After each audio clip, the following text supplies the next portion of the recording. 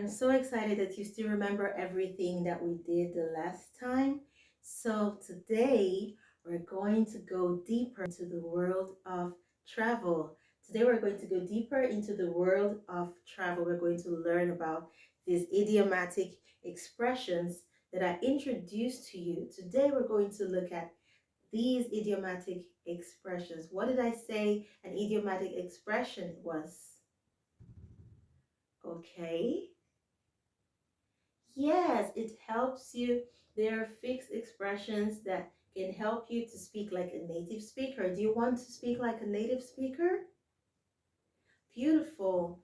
So, in today's session, we're going to be talking about travel using these idiomatic expressions. And at the end of the class, I'm going to test your knowledge by putting you in groups. So you work in pairs and you're going to work together so that when you're done, you will come out in front of the class and pretend in a role play that you are discussing about a trip. So you can be the pilot and Joseph will be the passenger. In our last class, we talked about passenger. So who is the passenger?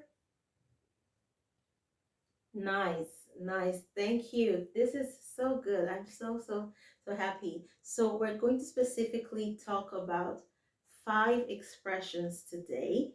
So the 5 expressions we'll talk about today are going the extra mile, on the go, to be on the go, to drop someone off. Remember when you said your mommy brought you to school? So we can say that your mommy dropped you off. Okay. And then we're also going to talk about catching a flight. To catch a flight. Remember I talked about catching a flight, but you're not catching the airplane, you're catching a flight. So it's an expression. It's just an expression to catch a flight. Okay. The next one we'll also talk about is to travel light.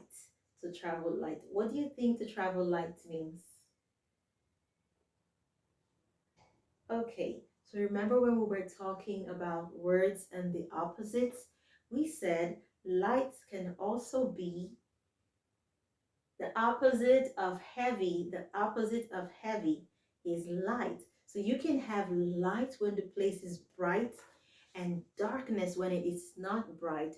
But when we're talking about traveling light, we mean that you are traveling but not with a very heavy luggage. So you're traveling light because the opposite of heavy is light. Thank you. So do you travel light? Like when you're going to grandma's house, auntie's house, uncle's house, do you travel light? You take your Barbie and her entire house with you? Oh, and you also have a little kitchen. I know the kitchen, but it comes with the oven. Yeah, so you travel with everything. Good. How about you, Joseph? Skateboard. Okay. So what does it mean to be on the go? On the go. What is the verb to go? Good. So to be on the go is an expression for someone who is always busy, who is always active. She is always on the go.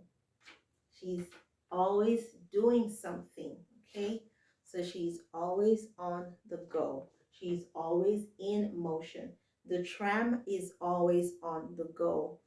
The buses are always on the go. The bus driver is always on the go.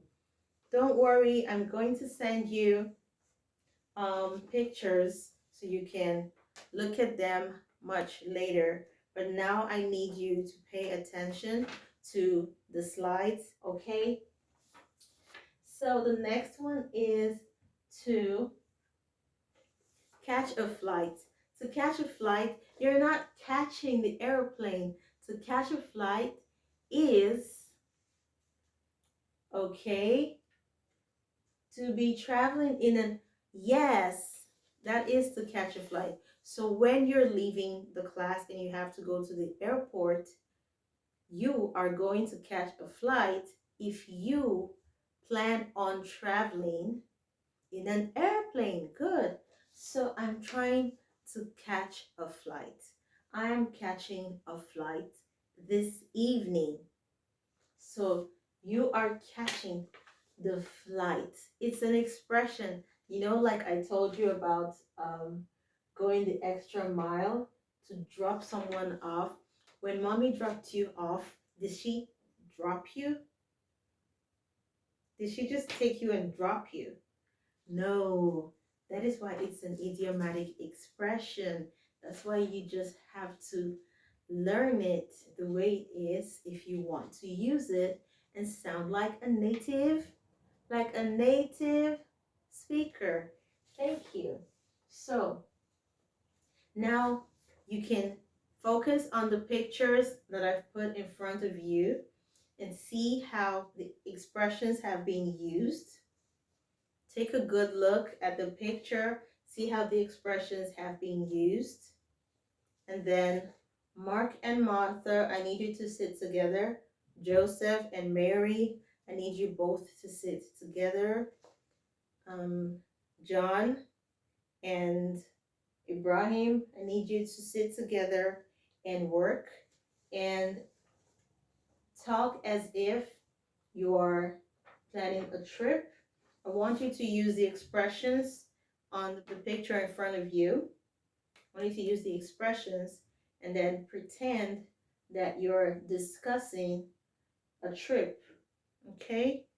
Then you come to the front of the class when you're ready, so make it really, really great. I'm going to give the best team 2 stars. Is that okay? Do you like that?